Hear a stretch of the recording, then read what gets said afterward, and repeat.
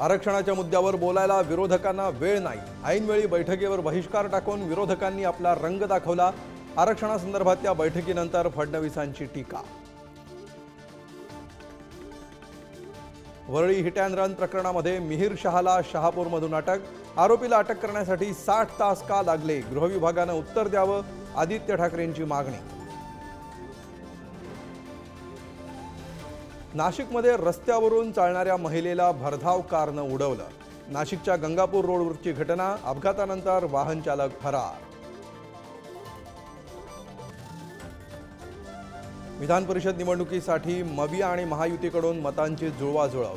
3 मतं असणाऱ्या बबियाच्या हितेंद्र ठाकूरांची फडणवीसांनंतर शरद पवार आणि अजित पवारांसोबतही बैठक।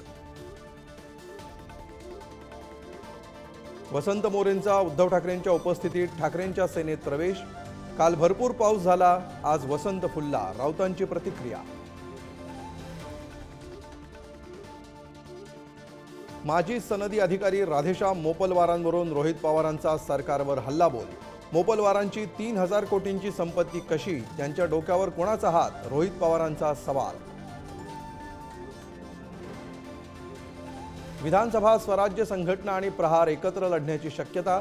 शेतकऱ्यांच्या मागण्या मान्य करा, स्वतंत्र लढण्याचा विचार थांबवू, कडूंची प्रतिक्रिया। भारतीय क्रिकेट संघाला धडे देण्याची जबाबदारी गौतम गंभीर यांच्यावर सोपवण्यात आली। गौतम गंभीर नवे कोच असल्याची माहिती। जय शहा यांची घोषणा।